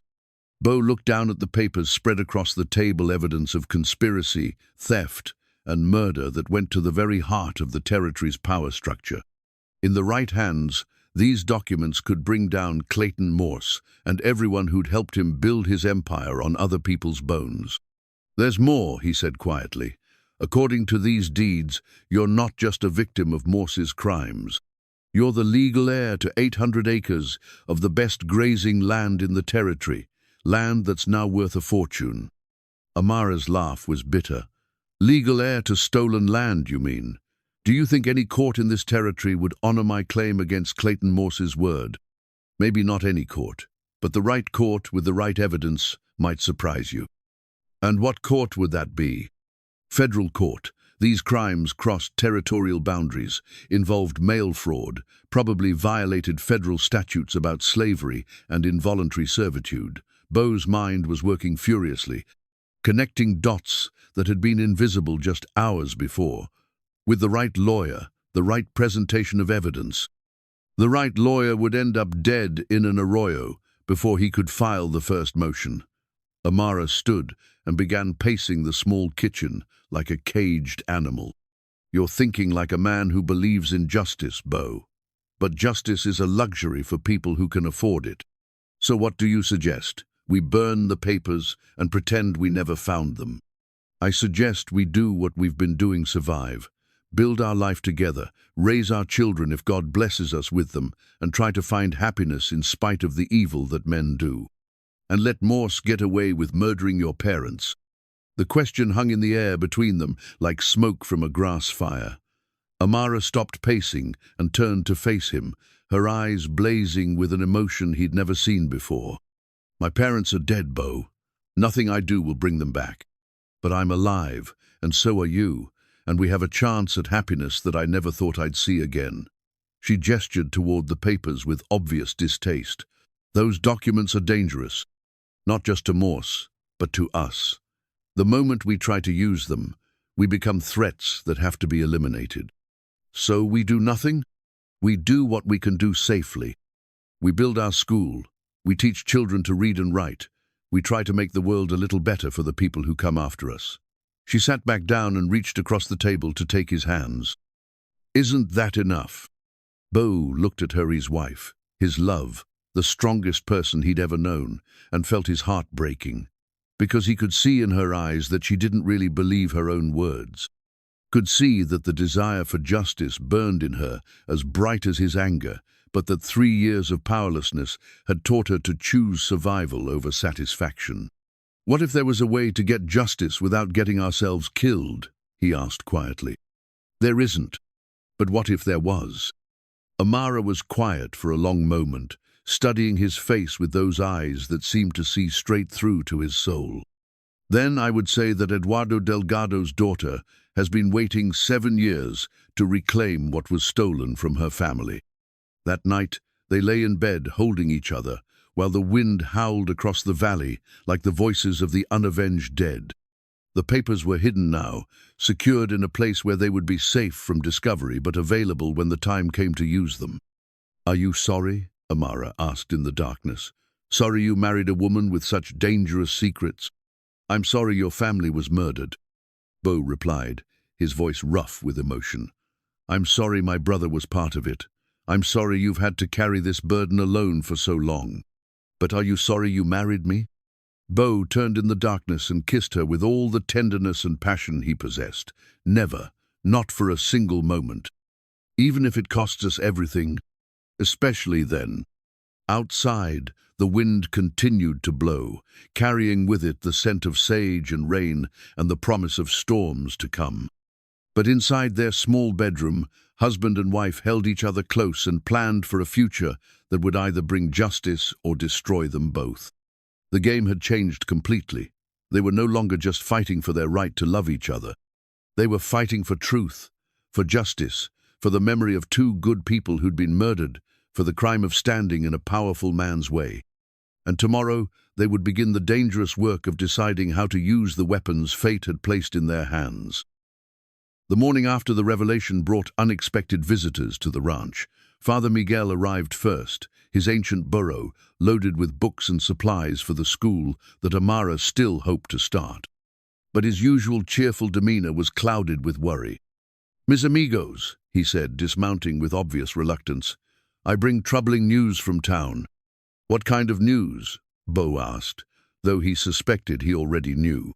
"Clayton Morse has been asking questions.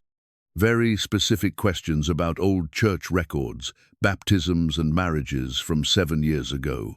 The priest's weathered hands shook slightly as he unloaded his burros.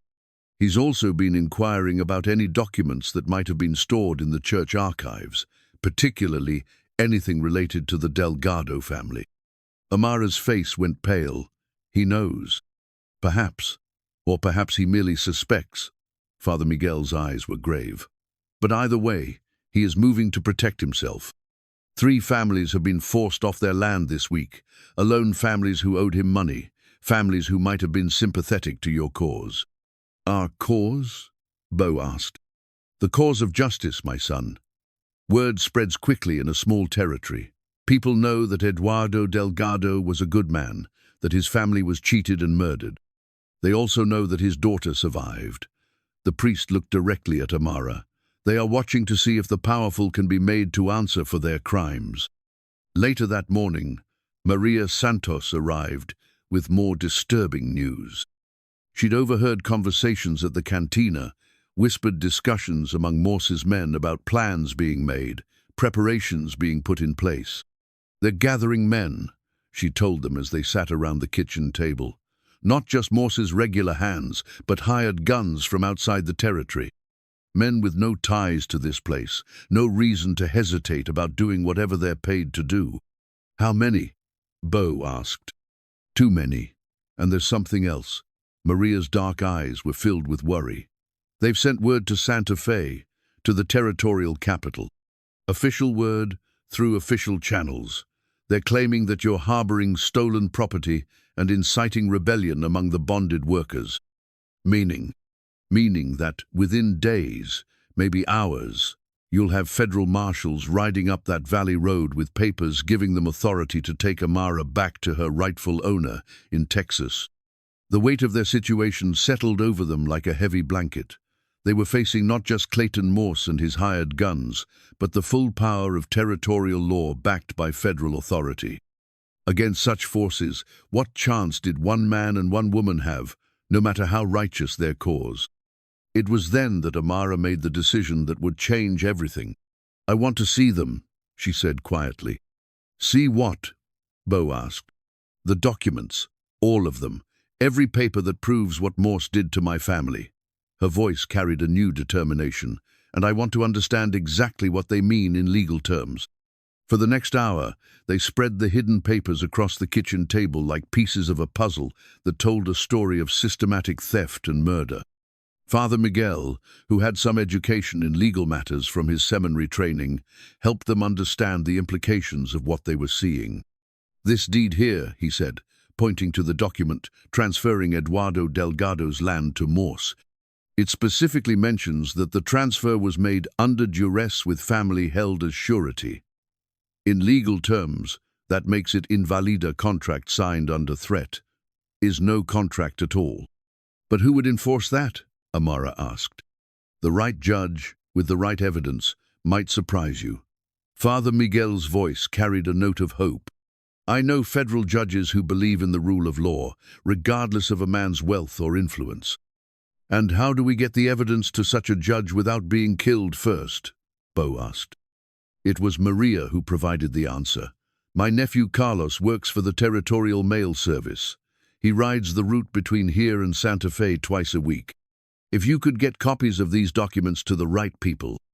Copies wouldn't be sufficient, Father Miguel interrupted.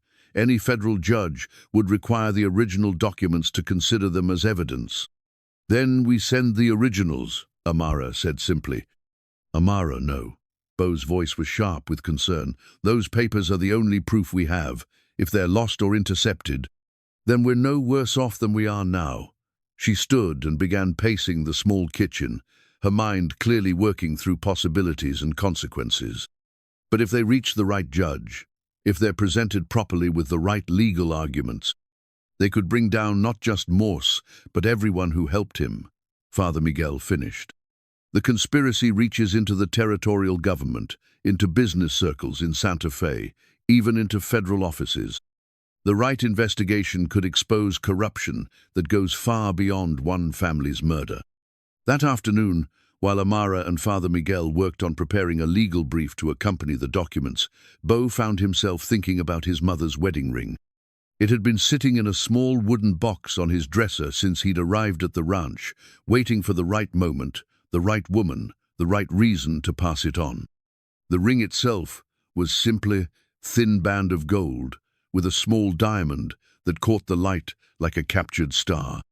His father had bought it with money saved from 2 years of working cattle drives, and his mother had worn it every day of their married life. When she died, his father had given it to Caleb, expecting him to marry and continue the family line.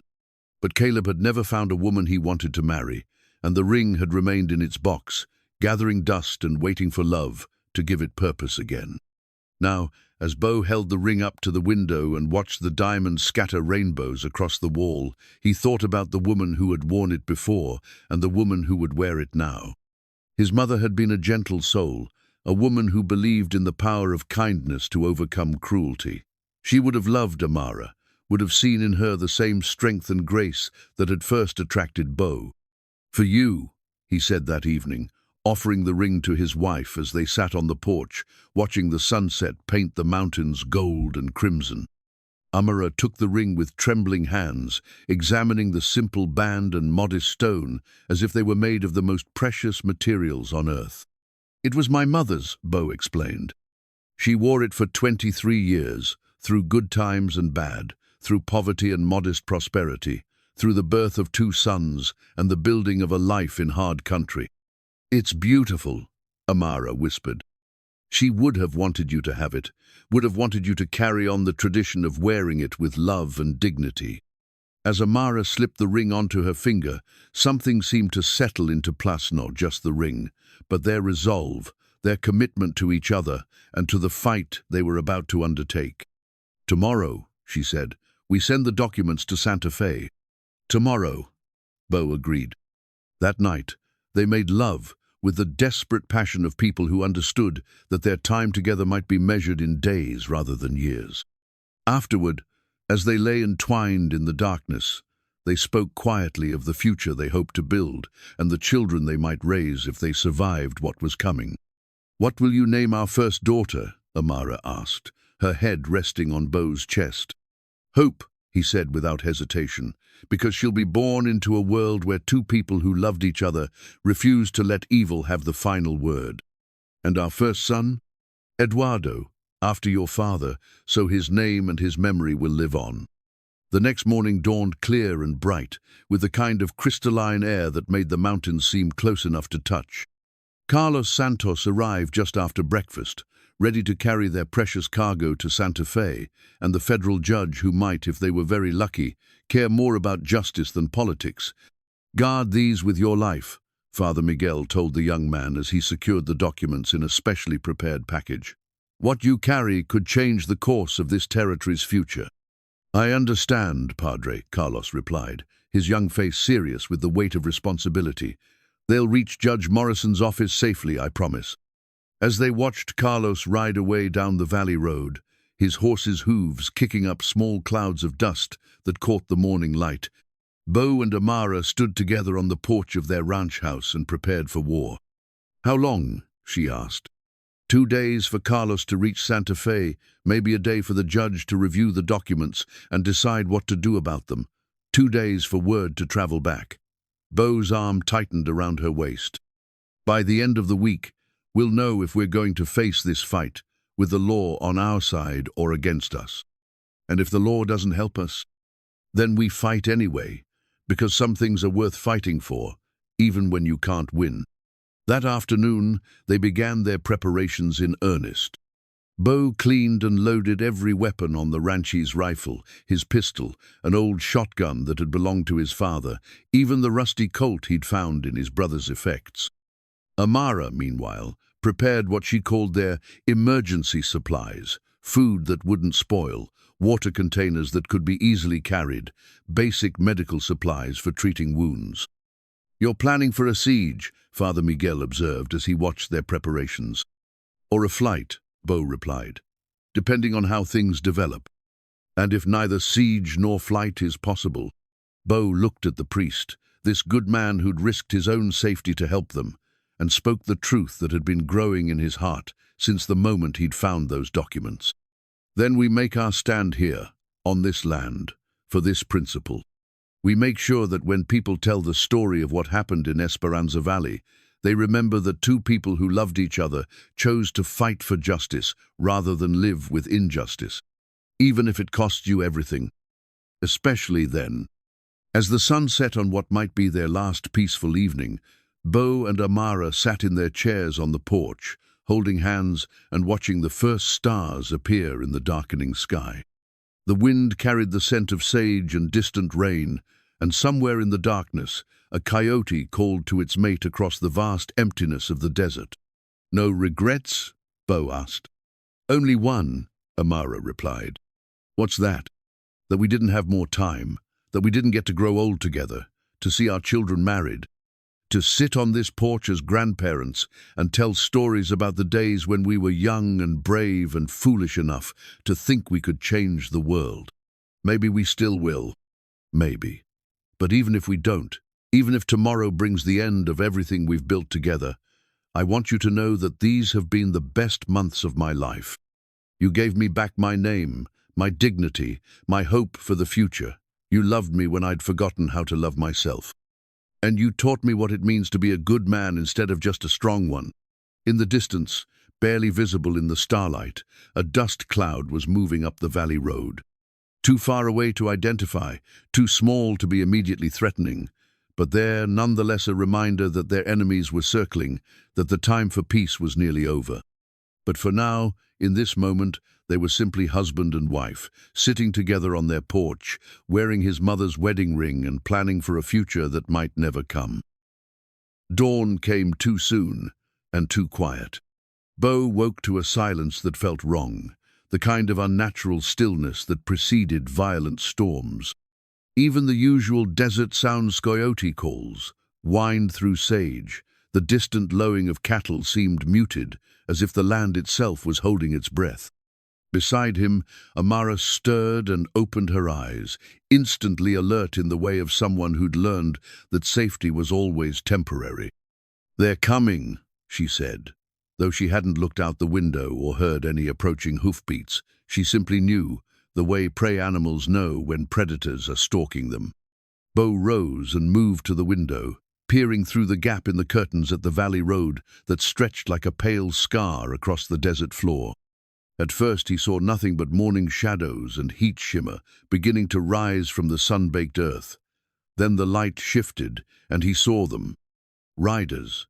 More than a dozen, maybe 20, spread out in a loose formation that spoke of military training or long experience with violence.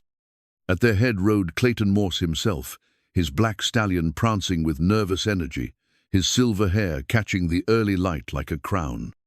"How many?" Amara asked, pulling on her dress with practiced efficiency. "Too many." Beau reached for his rifle, his brother's weapon, the instrument that had been used to commit crimes he was now trying to redress. The irony wasn't lost on him. "But not so many that we can't make them remember this day." They moved through the house with quiet purpose, checking weapons, securing ammunition, preparing for a siege they both knew they couldn't win. But winning, Beau realized, had never been the point. The point was to stand, to fight, to refuse to let evil triumph without cost.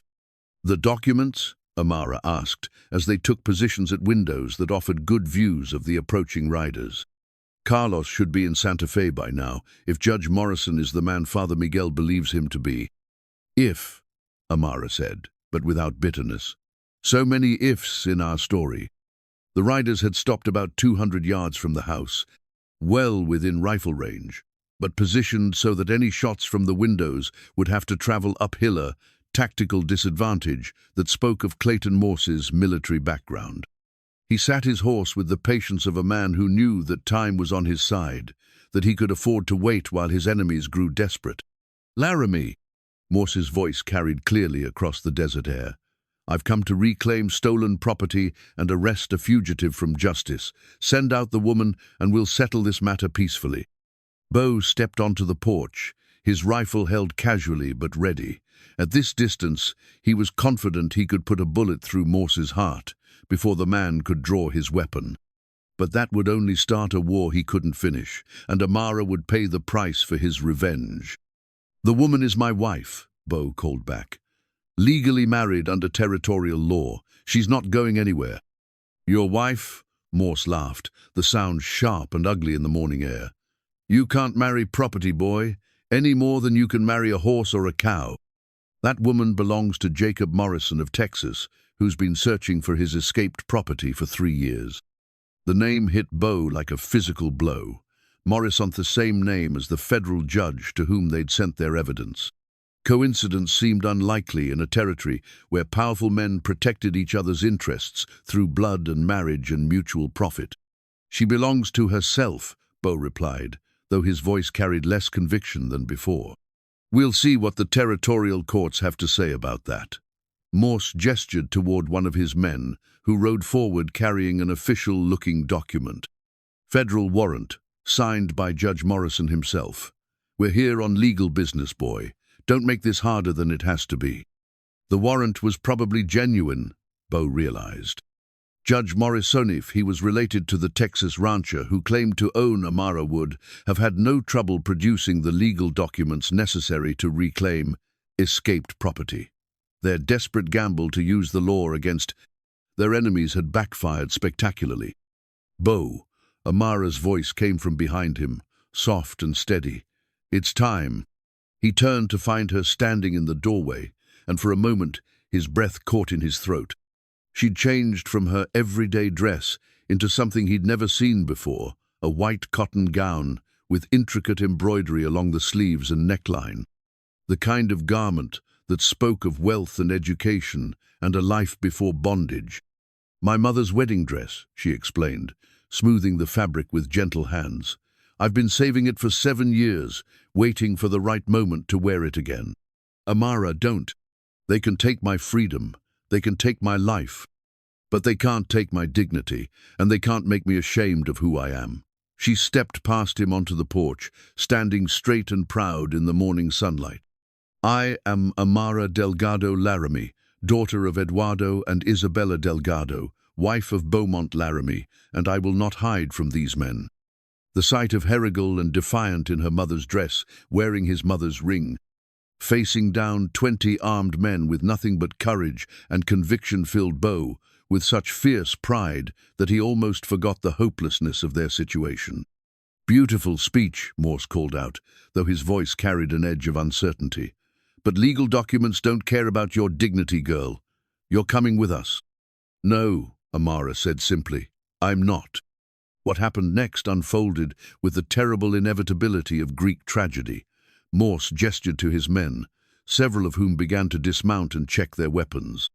At the same time, movement caught Beau's eye from the direction of town, another group of riders approaching fast, their horses' hooves throwing up a cloud of dust that turned the morning air hazy. For a moment, hope flared in his chest. Reinforcements, perhaps. Father Miguel had convinced the townspeople to stand with them against injustice. But as the riders drew closer, Beau's hope curdled into despair. These weren't townspeople coming to help.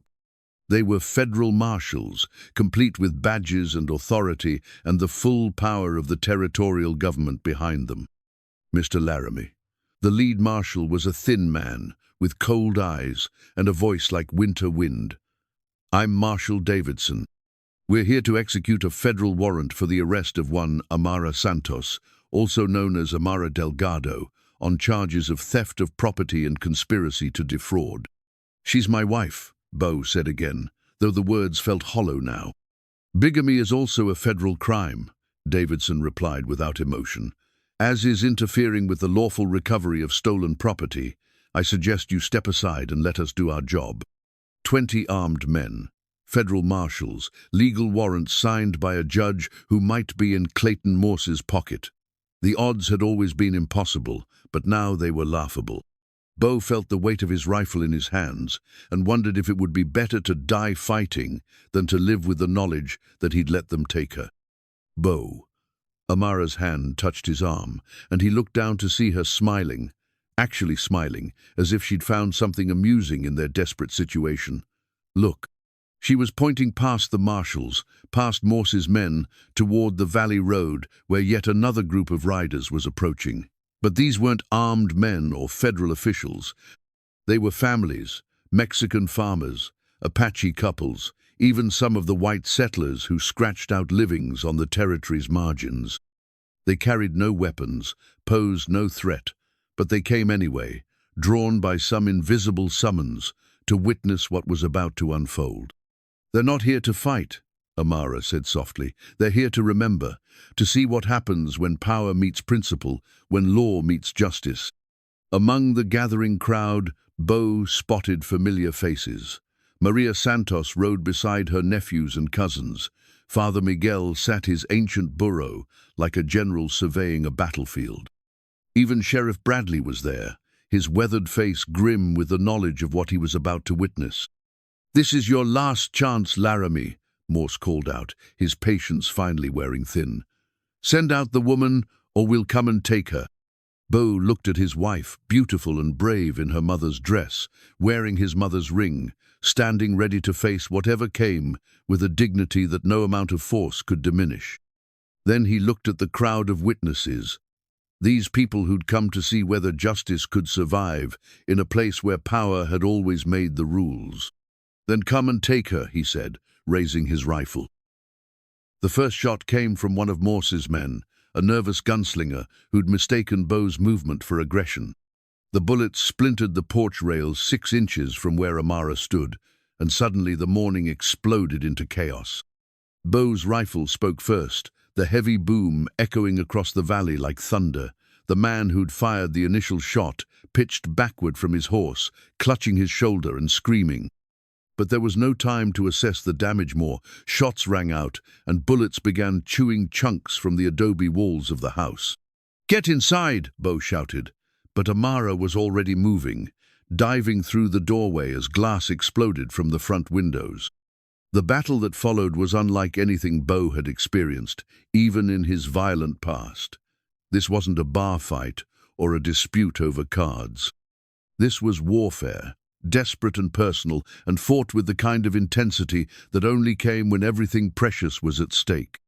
From the front window, Beau laid down covering fire while Amara took position at the side window, her movements calm and precise despite the bullets whistling around them. She'd found his brother's old Colt revolver and was using it with surprising accuracy, forcing Morse's men to take cover behind their horses instead of advancing on the house. "Where did you learn to shoot?" Beau called out during a brief lull in the gunfire. "My father taught me," she replied, reloading with practiced efficiency.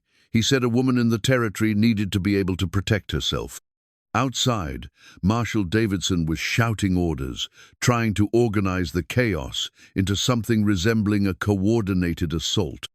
But his federal authority meant little when bullets were flying, and Morse's hired guns were more interested in survival than following proper procedures. It was then that the unexpected happened. Father Miguel's voice rose above the gunfire, strong and clear as he began to sing not a hymn or a prayer, but an old Spanish song about justice and courage and standing against tyranny. One by one, the witnesses who'd gathered to watch the confrontation joined in, their voices creating a chorus that seemed to make the very air vibrate with defiance. The effect on Morse's men was immediate and profound. Several stopped shooting entirely, staring in confusion at the crowd of unarmed people who sang in the face of violence. Others began to look uncertain, as if they were beginning to question what they'd been hired to do. "Shut them up!" Morse screamed, his composure finally cracking. "Scatter that crowd!" But when two of his men turned their weapons toward the singing witnesses, something extraordinary happened. Sheriff Bradley rode forward, placing himself between the gunman and the crowd, his own weapon drawn and ready. "You fire on unarmed civilians, and you'll answer to me," the old lawman said, his voice carrying the authority of 30 years in law enforcement. For a moment, the entire battlefield seemed frozen in tableau-hired guns, with weapons raised toward singing families, a sheriff ready to die, protecting them. And in the center of it all, Clayton Morse's carefully planned operation falling apart around him. It was Amara who broke the stalemate. She stepped out onto the porch, her white dress brilliant in the morning sunlight, and raised her hands for silence. Gradually the singing stopped, the shooting ceased, and an unnatural quiet settled over the valley. "Mr. Morse," she called out, her voice carrying clearly in the still air, "I have something that belongs to you." From the folds of her dress, she withdrew a folded paper knot, one of the documents they'd sent to Santa Fe, but something else, something that made Morse's face go white with shock. "This is the original deed to my father's land," she continued, holding the paper high so everyone could see it. "The deed that shows how you cheated my family, how you had my parents murdered, how you stole 800 acres of the richest grazing land in the territory." "That's impossible," Morse snarled, but his voice carried no conviction. "Those papers were destroyed years ago." "Were they? Or did you simply assume they were destroyed because my family was?" Amara's smile was sharp as winter wind. "My father was a careful man, Mr. Morse. He made copies of important documents, hid them in places where men like you would never think to look." The crowd stirred as her words sank in. Here was proof of what many had long suspected, that Clayton Morse's empire was built on theft and murder, that the most powerful man in the territory was nothing more than a common criminal with expensive clothes and political connections. "She's lying," Morse shouted, wheeling his horse toward the crowd. "Don't listen to her. She's a fugitive, a thief, a woman who—" His words were cut off by the sound of approaching hoofbeats. Yet another group of riders was coming up the valley road, but these bore the uniforms and authority of the territorial militia. At their head rode a man Beau didn't recognize, a federal judge, by his bearing and the legal documents he carried. "I am Judge Harrison of the Federal District Court," the newcomer announced, his voice carrying absolute authority. "I'm here to investigate charges of conspiracy, fraud, and murder in connection with the Delgado land case." The effect of his words was electric.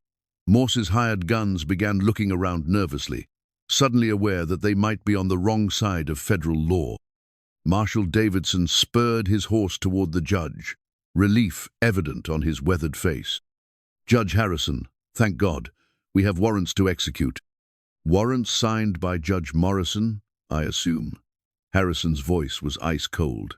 "Judge Morrison, who is currently under investigation for corruption and conspiracy. Judge Morrison, whose financial records show suspicious payments from various parties in this territory." The bottom dropped out of Morse's world in that moment. Beau could see it in the rancher's face, the realization that his carefully constructed web of legal protection was unraveling, that the federal authorities he'd counted on to legitimize his crimes had been compromised. "The documents sent to my office tell a very different story than the warrants you carry," Judge Harrison continued, addressing Marshal Davidson. "They tell a story of systematic theft, of families murdered for their land, of a conspiracy that reaches from local ranchers to territorial judges." "Those documents are forgeries," Morse said desperately, "lies concocted by criminals and thieves." "Are they?" Judge Harrison gestured to one of his men, who produced a familiar-looking bundle of papers. "Then perhaps you can explain why these documents bear the seal of the Territorial Land Office, why they're signed by officials you yourself recommended for their positions, why they match perfectly with records we found in Judge Morrison's private files. The trap was closing around Clayton Morse like jaws of steel, and everyone present could see it happening. His hired guns were already beginning to edge away, unwilling to face federal charges for a man who could no longer protect them. Even Marshal Davidson was looking uncertain, his hand moving away from his weapon. But Morse himself wasn't finished. With the desperation of a cornered animal, he drew his gun and pointed it directly at Amara. "I don't care about federal judges or legal documents," he snarled. "That woman has caused me more trouble than I'll tolerate. If I'm going down, she's coming with me." The moment stretched like a wire drawn too tight. Morse's finger tightened on the trigger. Beau raised his rifle, knowing he was too far away to stop what was about to happen. The crowd drew in a collective breath. And then Amara smiled. "Go ahead," she said calmly. "Pull the trigger. Murder me in front of all these witnesses, in front of a federal judge, in front of the very people you've been trying to control for years. Show them exactly what kind of man you really are." For a heartbeat, Morse hesitated. In that hesitation, Beau saw something break inside the rancher, the last pretense of respectability, the final illusion that he was anything more than a killer in expensive clothes. Morse's finger moved on the trigger, but before he could fire, Sheriff Bradley's voice cut through the tension like a knife. "Clayton Morse, you're under arrest for conspiracy to commit murder." The old sheriff's gun was already drawn, already aimed at Morse's heart. Around him, Judge Harrison's men had their weapons ready as well. Morse was surrounded, outnumbered, and facing the choice between surrender and certain death. For a moment that seemed to last forever, the valley held its breath. Then, with infinite slowness, Clayton Morse lowered his weapon and raised his hands in surrender. The blood-stained legal deed, the final proof of land ownership that Amara clutched in her trembling hands, caught the morning sunlight and seemed to burn like a torch of justice, finally kindled after years of darkness. 6 months later, the church bells of Esperanza rang out across the valley, calling the faithful to witness a celebration that would be remembered for generations. Beau stood at the altar, wearing his father's best suit, carefully mended and pressed for the occasion, watching as his wife walked down the aisle in her mother's wedding dress, the same dress she'd worn to face down. Clayton Morse, now cleaned and carefully preserved as a symbol of courage, triumphing over cruelty. The morning light streaming through the stained glass windows caught the simple gold band on her finger, his mother's ring that had finally found its true home.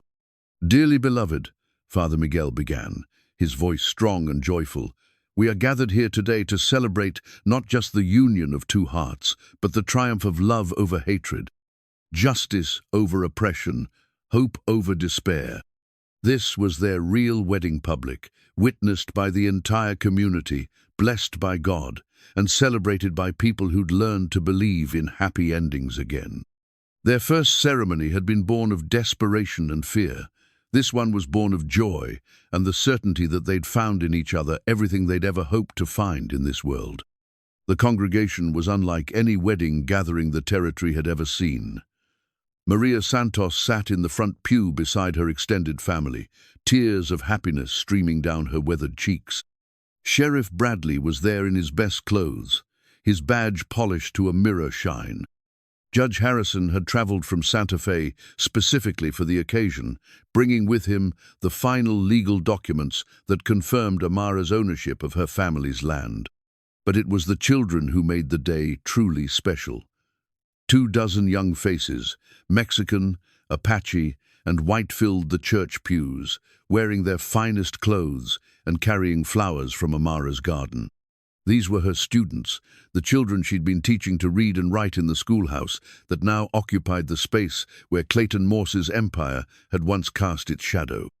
The investigation that followed Morse's arrest had unraveled a conspiracy that reached all the way to Santa Fe and beyond. Judge Morrison was in federal prison, along with a territorial governor and 3 prominent businessmen who'd profited from the systematic theft of land from families too poor to fight back. Morse himself was serving life in prison, his vast holdings seized by the federal government and redistributed to their rightful owners. Do you, Beaumont Laramie, take this woman to be your lawfully wedded wife, to have and to hold, in sickness and in health, for richer or poorer, until death do you part? I do, Beau said, his voice carrying clearly through the church. I did 6 months ago, and I do again today, and I'll do it every day for the rest of my life. And do you, Amara Delgado Laramie, take this man to be your lawfully wedded husband, to have and to hold, in sickness and in health, for richer or poorer, until death do you part? I do, Amara replied, her eyes bright with tears of joy. I choose him today, as I chose him that first night on the porch, as I chose him when we faced down our enemies together, as I'll choose him every morning until my last breath. Then, by the power vested in me by Almighty God and the territory of New Mexico, I pronounce you husband and wife. What God has joined together in love, let no man put asunder in hatred. The kiss that sealed their renewed vows was different from their first desperate embrace in this same church. This one was confident, joyful, flavored with the knowledge that they'd fought for their love and won against impossible odds. As they walked back down the aisle together, hands clasped and faces glowing with happiness, the congregation erupted in cheers and applause. Rice flew through the air like snow, and somewhere in the back of the church, someone began playing a guitar while voices joined in a joyful song of celebration. Outside the church, the reception stretched across the plaza, with tables laden with food prepared by every family in the valley. There was Maria's famous tamales, Father Miguel's Spanish rice, even contributions from the Apache families who'd found in Amara's school a bridge between their world and the changing territory around them. To the bride and groom, Sheriff Bradley called out, raising a glass of Maria's potent sangria. To two people who proved that love is stronger than fear, that justice is stronger than power, and that sometimes the good guys really do win. The toast was echoed by dozens of voices, but it was a small voice from the front of the crowd that made Amara's heart swell with pride. Maestra Amara, called out little Rosa Delgado, one of her newest students. Tell us the story again. Tell us how you and Senor Beau beat the bad men. Stories are for later, mija, Amara laughed, bending down to hug the girl. Today is for dancing and eating and celebrating. But even as she spoke, she caught Beau's eye and saw the same thought reflected there. They would tell the story tonight, around the fire, with their students gathered close and the stars wheeling overhead. They would tell it honestly, without making themselves into heroes they'd never claimed to be, but as a reminder that ordinary people could do extraordinary things when they chose love over fear. The afternoon melted into evening with the kind of perfect timing that made it seem as if God himself was blessing their celebration. As the sun began to sink toward the mountains, painting the sky in shades of gold and crimson that turned the desert into a cathedral of light, the mariachi band that had come all the way from Albuquerque struck up a waltz. Beau led his wife onto the makeshift dance floor, his large hands gentle on her waist as they moved together with the easy grace of two people who'd learned to read each other's thoughts. Around them, other couples joined in, young and old, rich and poor, Mexican and Anglo and Apache, all dancing together under the vast New Mexico sky. Happy? Beau asked as they swayed to the music. More than I ever thought possible, Amara replied, her head resting against his chest where she could hear the steady beating of his heart. Do you remember what you asked me that first night? What I hoped for? You said you hoped I wasn't my brother. I was wrong. I should have hoped for something bigger. She looked up at him with eyes that sparkled like the first stars beginning to appear overhead. I should have hoped that you'd be exactly who you area man, who chooses to protect instead of control, who builds instead of destroys, who loves instead of fears. And you, Beau said, spinning her gently as the music swelled, are exactly what I never knew I was looking for. My teacher, my partner, my conscience, my heart. As the dance ended and the evening began to settle into the comfortable rhythm of family celebration, they found themselves surrounded by the life they'd built together. The schoolhouse stood at the edge of the plaza, its windows glowing with lamplight, where some of the older students were practicing their letters. The ranch sprawled beyond the town, prosperous and well-managed under their joint ownership. And everywhere they looked, they saw faces that had become dear to them, friends who'd stood with them, students who trusted them, families who'd found hope in their example. Later that night, as the last guests departed and the plaza emptied under a canopy of stars, Beau and Amara walked hand in hand back to their ranch. The house had been expanded since their confrontation with more new rooms for the children they hoped to have, a larger kitchen where they could host the community meals that had become a tradition, a study where Amara could prepare her lessons and Beau could manage the business of the ranch. But it was the porch that remained their favorite place, the setting for so many conversations and revelations and quiet moments of connection. They settled into their chairs, the same chairs where they'd first spoken of love, where they'd planned their fight against injustice, where they'd dreamed of the future they were now living. "Tell me about our children," Amara said, the same request she'd made on the night before their first confrontation with Morse's men. "Eduardo will be tall like his father, but gentle like his grandfather," Beau replied, settling into the familiar game they played. "He'll learn to read from his mother and to work the land from his father, and he'll grow up knowing that his family name stands for justice. And hope? Hope will be brilliant like her mother, with eyes that see straight to the truth of things. She'll attend university, maybe in Santa Fe, maybe even back east, and she'll come home to teach the next generation of children that education is the one gift no one can steal. And they'll sit on this porch with their own children someday," Amara added, "and tell them stories about their grandparents who loved each other enough to change the world." As if summoned by their words, the sound of a baby's cry drifted from the house, not their baby, not yet, but the infant son of Rosa Delgado's older sister, whose family was staying with them while their new home was being built on land that had been restored to their ownership. "Our turn will come," Amara said softly, and Beau heard in her voice the same certainty that had carried them through their darkest moments. "Soon," he agreed, pulling her closer as a gentle breeze carried the scent of sage and new growth across the valley. They sat together in comfortable silence, watching the stars wheel overhead and listening to the peaceful sounds of the desert at night.